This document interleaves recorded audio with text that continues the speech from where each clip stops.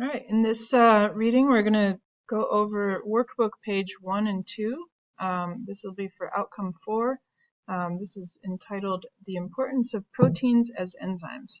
So hopefully you have your workbook out, or you can take notes somewhere. There are some important words that come up. Make sure that you highlight them and jot them down so that you understand what they are. Okay. We'll start off, importance of proteins as enzymes. Pineapple, the fruit that eats you back. Have you ever experienced an odd scratchy feeling or burning sensation on your tongue after eating a few slices of pineapple? This is because pineapple contains a unique enzymatic protein called bromelain that actually digests other proteins. So as you eat pineapple, it is literally breaking down some of the proteins in your mouth. Crazy. This is why some people call pineapple the fruit that eats you back. So, we're going to learn about why this is important. Importance of proteins. Your body creates lots of different proteins that carry out critical functions in your body. Proteins are made up of hundreds or thousands of smaller units or monomers called amino acids. Okay, these are very important to remember.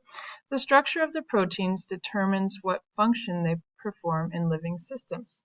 The table below highlights some of the key functions of proteins. Some, but not all. Let's just make sure you understand that. So let's look at the first function of proteins.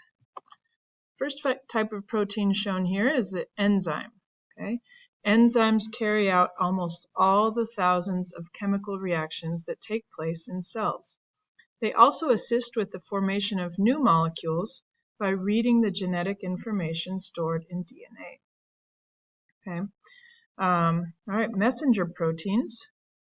These are messenger proteins such as some types of hormones. Okay, we all know about hormones. Transmit signals to coordinate biological processes among different cells, tissues, and organs. So, as our bodies change, okay, there are messages being sent from your thyroid, for example, to increase the amount of production of whatever, right? Or if you're in a stressful situation, adrenaline is produced, right? And this is because proteins tell the body, hey, we need this stress hormone. Go ahead and produce a lot of it because we need to have this fight or flight response, okay? So messenger proteins is another function of proteins. All right, if we see people, there we go. Structural component proteins. These provide structure and support for cells. Okay, when we show our muscles, right, when bodybuilders are trying to build more muscle and they're upping their protein intake, this is the protein that they're trying to create in their bodies. On a larger scale, they also allow the body to move. So proteins are really important for our muscles. We do need structural component proteins. And then finally, this last example is transport or storage proteins.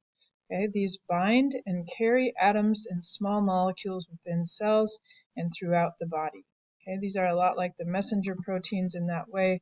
They are coordinating every single event, every single chemical reaction that happens in your body.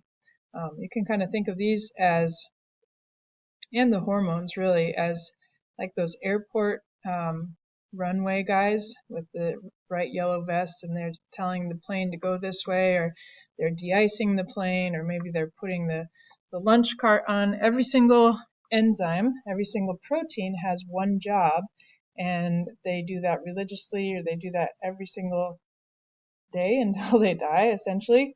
And all of those actions together allow us to be alive. It's pretty impressive. All right, let's take a closer look at enzymes. In living cells, okay, I'm just going to tell you right now, when you see something in italics, go ahead and underline it. That means it's important. Okay, in living cells, enzymes are proteins that serve as catalysts. Catalysts, looks like this one's important too, are molecules that help chemical reactions to occur. Underline that. Specifically, catalysts decrease the amount of activation energy, lots of new words here, needed to allow a reaction to occur. Activation energy is the energy level that the reactant molecules must overcome before a reaction can occur.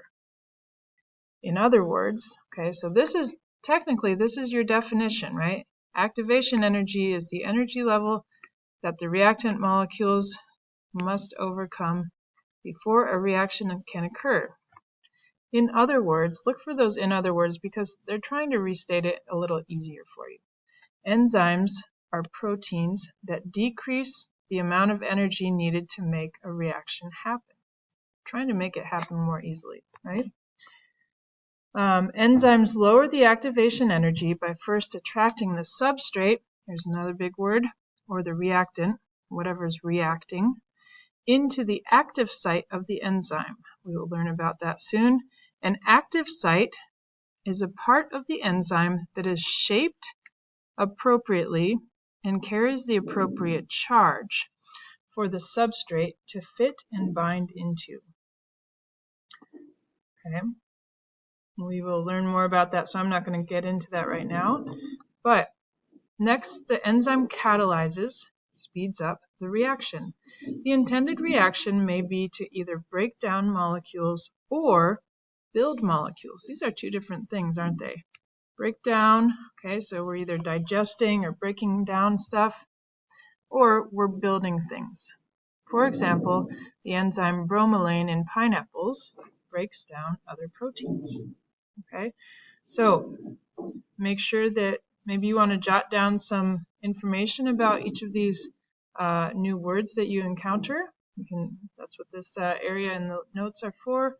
But make sure that you understand how all of these words in italics fit together. How is an enzyme related to a catalyst? What is activation energy, and why does it fit in this paragraph? Okay.